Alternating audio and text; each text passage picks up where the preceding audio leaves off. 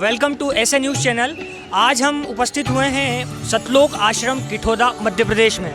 जी हाँ दर्शकों, आज सर्वज्ञात है कि आज संत रामपाल जी महाराज जी का 72वां अवतरण दिवस मनाया जा रहा है। इसी उपलक्ष्य में लाखों की तादाद में श्रद्धालु उपस्थित हो रहे हैं। तो आज हम मुख्यतः जिन दो विषयों पर चर्चा करेंगे वह है कि आश्रम की व्यवस्थाएं कैसी है, श्रद्धालुओं को ठहरने की, भोजन की कैसी व्यवस्थाएं हैं, साथ ही दूसरा पक्ष हमारा यह भी रहेगा कि संत रामपाल जी महाराज जी का जो लोक कल्याणकारी मिशन है उसका उद्देश्य क्या है, उस उद्देश्य को लेकर भी आज हम चर्चा करेंगे। आप देख सकते हैं यह जो बोर्ड मेरे पीछे लगा हुआ है, इस पर संत रामपाल जी महाराज जी का जो 72वां अवतरण दिवस है उसको रेखांकित किया गया है और यह रास्ता ही मुख्य आश्रम की ओर जाता है। आप मेरे पीछे देख सकते हैं कि श्रद्धालु कैसे बस से उतरकर बड़े ही अनुशासनात्मक तरीके से आश्रम की ओर जा रहे हैं, जिसमें बुजुर्ग हैं, महिलाएं हैं, बच्चे भी हैं। इस वक्त हम मौजूद हैं सतलोक आश्रम किठौदा के मुख्य द्वार पर, जहां पर श्रद्धालु लाखों की तादाद में एक उत्साह, ऊर्जा और जयकारों के साथ आश्रम में प्रवेश कर रहे हैं।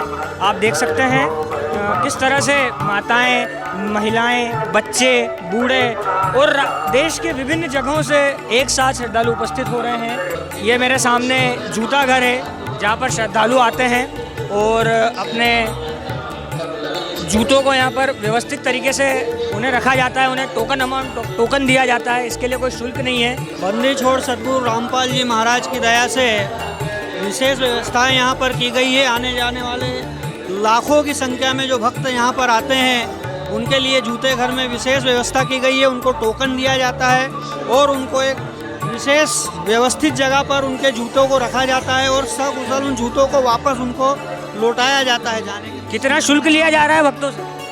यहाँ पर सदगुरु रामपाल जी महाराज की दया से यहाँ पर किसी प्रकार का कोई शुल्क नहीं लिया जाता। ना ही यहाँ पर जूते रखने का शुल्क लिया जाता है, ना ही यहाँ पर भंडारे का शुल्क लिया जाता है। बंदी छोड़ सदगुरु रामपाल जी महाराज की दया से यहाँ पर सारे काम निःशुल्क होते हैं। तो दर्शकों, जैसा कि आप देख सकते हैं इस वक्त हम मौजूद हैं सतलोक आश्रम के पुस्तकालय में।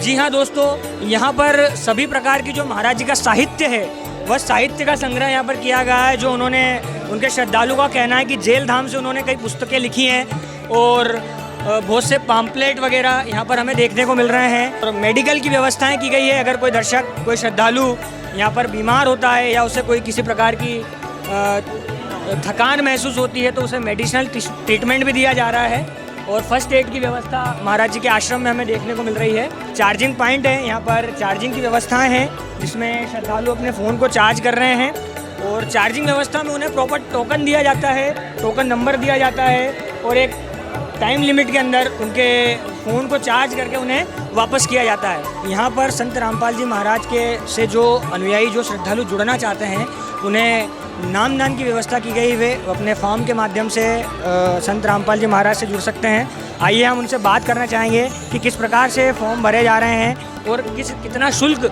श्रद्धालुओं से लिया जाता है। नमस्कार सर। सर नमस्कार। क्या नाम है सर आपका? सर पीसा रामदास। अच्छा, क्या सेवा कर रहे हैं सर? सर नामदान की सेवा कर रहे हैं। अच्छा, तो सर कितने पैसे लिए जाते हैं अनुयायियों से इस फॉर्म को फिल करने के लिए? सर संत रामपाल जी महाराज जी निःशुल्क नाम दीक्षा देते हैं, इसमें कोई पैसा नहीं लगता है। जो श्रद्धालु आश्रम में प्रवेश कर रहे हैं उनके लिए पानी की भी यहाँ पर व्यवस्था की गई है। श्रद्धालुगण उन्हें जल को वितरित कर रहे हैं और अपनी जल सेवा में योगदान कर रहे हैं और साथ ही साथ यहाँ पर चाय की और बिस्किट की व्यवस्था भी आपको देखने को मिल रही है। आप देख, गरीबदास जी महाराज जी का उनके अनुयायी कहते हैं कि आज उनका पाठ प्रकाश है और उसका समापन दिवस है। तो आप देख सकते हैं किस प्रकार से उनके पाठ को आज संपन्न किया जा रहा है।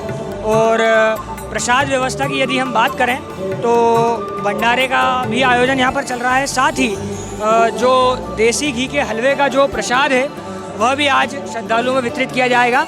तो हम उनके अनुयायियों से ही जानेंगे कि किस प्रकार की व्यवस्थाएं। सर क्या शुभ नाम है?